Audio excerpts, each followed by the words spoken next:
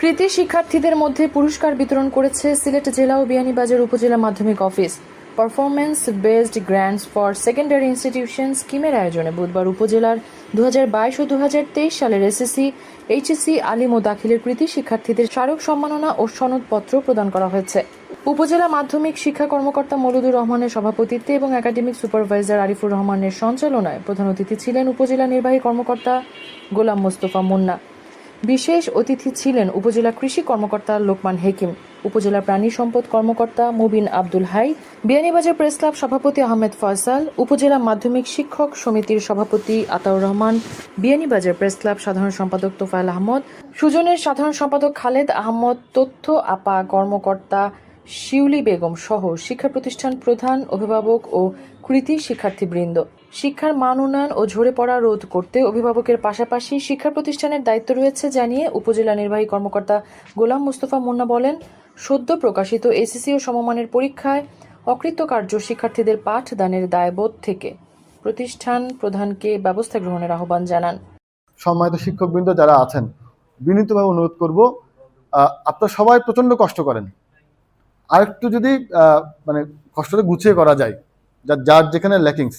আমার টার্গেটটা কি, একটা যে ভালো তাকে অবশ্যই খুব ভালো করানো, তো যারা পিছিয়ে আছে তাদেরকেও যেন আমরা ওই ইয়েটা পার করতে পারি, মানে এই হার্ডেলটা পার করতে পারি। কারণ আমাদের যে বৈশ্বিক একটা টার্গেট আছে, আপনারা জানেন যে 2030 সালের মধ্যে আমরা এসডিজি যে গোলগুলোর কথা বলি, ওইখানে একটা গুরুত্বপূর্ণ কথা হচ্ছে সবকিছু মিলিয়ে যে নো ওয়ান লেফট বিহাইন্ড, কেউ পিছিয়ে পড়বে না আর কি। মানে আমার স্কুল থেকে ধরেন 5 জন A+ পেলো বা 2 জন A+ পেলো, আবার 20 জন ফেল করলো বা 10 জন ফেল করলো, A+ যেরকম পেয়েছে আমি আনন্দিত, একই সাথে যারা পাশ করতে পারেনি তাদেরকে নিয়েও যেন আমরা একটু ভালো করে চিন্তা করি আর কি। আর এক্ষেত্রে আরেকটা বিষয় হয়, সেটা হচ্ছে অনেকেই ওই যে আমরা যেটা বলি সম্ভবত ইরেগুলার পরীক্ষার্থী বলি, যে এক সাবজেক্ট পরীক্ষা দিবে, অনিয়মিত পরীক্ষার্থী, সে আবার সারা বছর তাকে স্কুল যেতে হয় না, কারণ তার স্কুলিং তো নাই, তার তো স্কুল শেষ। তাহলে এই বাচ্চাটা পুরো 1 বছর কোথায় পড়বে? পরীক্ষা তো দিতে পারছে সে, ধরেন আমি ম্যাথে ফেল করলাম, তাহলে আমি 1 বছর তো স্কুলে যাইনি, তাহলে এখন আমি তো পরীক্ষা দিব, আমাদের এটা একটা চ্যালেঞ্জ হয়ে যায়।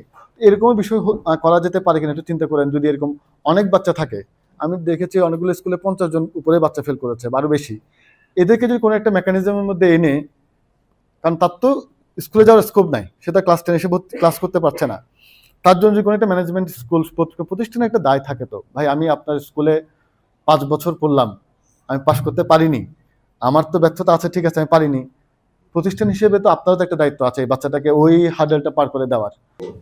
শিক্ষায় শিক্ষিত হইতে হবে, সাথে মানবিক গুণাবলী জানতে হবে। আমি শুধু শিক্ষিত নয়, আমার আমার সামান্য উপকারে পাশের লোককে উপকৃত হবে, সেটা আমার অনুভব করার ক্ষমতা দেখাবে। এইটা হচ্ছে মানবিক গুণাবলী।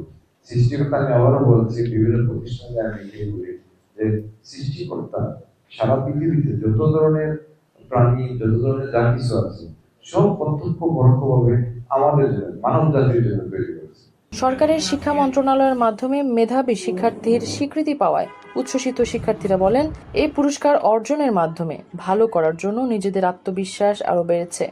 উপজেলার পুরস্কার বিতরণের মাঝে 20-30 জনের মাঝে আমিও একজন পাইছি। আলহামদুলিল্লাহ, পুরস্কার পাইয়া খুব আনন্দিত লাগে। আপনারা সবাই দোয়া হর বা ভবিষ্যতের জন্য আরো ভালো কিছু করতে পারি। 20-30 জনের মাঝে আমি একজন পুরস্কার প্রাপ্ত। আলহামদুলিল্লাহ, আমার অনুভূতি খুব ভালো। আমি ট্রাই করবো যেন সামনে দিয়ে আরো ভালো কিছু চেষ্টা করার। দাখিল, আলিম, এসএসসি, এইচএসসি 2022-23 ব্যাচের শিক্ষার্থী যারা মেধাবী, সবচেয়ে মেধাবী যারা উপজেলার মাঝে, তাদেরকে পুরস্কার বিতরণ অনুষ্ঠানে আজকে আমি পুরস্কার পেলাম। আসলে অনেক খুশি লাগতেছে। এখানে স্পেসিফিক কিছু স্টুডেন্টকে দেওয়া হয়েছে, 2-3 হাজার স্টুডেন্টের মাঝে আমরা 20-25 জন ছিলাম, নিজেকে অনেক স্পেশাল মনে হইতেছে। উপজেলা ভিত্তিক শ্রেষ্ঠ শিক্ষার্থীর যে পুরস্কার অনুষ্ঠিত হয়েছে 22-23 সালের, সেই 23 সালের এইচএসসিতে শ্রেষ্ঠ শিক্ষার্থীর আমি 20-30 জনের মধ্যে আমি একজন পেয়েছি। আমি এই পুরস্কার পেয়ে খুবই আনন্দিত। আর আমার এই পুরস্কারের পিছনে আমার অনুষ্ঠানের বিয়ানীবাজার সরকারি কলেজ এবং আমার অভিভাবকের সাপোর্ট রয়েছে, যার জন্য আমি এত দুঃখিত। পারফরমেন্স বেসড অ্যাওয়ার্ডের প্রতিযোগিতায় আমি 29-30 জনের মধ্যে একজন। আমার জন্য দোয়া করবেন যেন ভবিষ্যতে কিছু করতে পারি। আর আমার অনেক ছোটো ভাই বোনেরা আছে, আমি তাদেরকে আগ্রহী জানাচ্ছি তারাও যেন সামনে যে ভালো কিছু করতে পারে এবং তারাও এই অ্যাওয়ার্ডটা নিতে পারে। মাধ্যমিক ও উচ্চ মাধ্যমিক শিক্ষা অধিদপ্তরের performance based grants for secondary institution স্কিমের আওতায় সনদপত্র, সম্মাননা স্মারক ও অর্থ পুরস্কার পেয়েছে বিয়ানীবাজারের স্কুল, কলেজ এবং মাদ্রাসার 29 জন শিক্ষার্থী। প্রধান অতিথি সহ অতিথিরা তাদের হাত থেকে শিক্ষার্থী ও অভিভাবকরা স্মারক, সম্মাননা ও সনদপত্র গ্রহণ করেন। মেহেরুন বিনতে ফেরদৌস, এবিটিভি।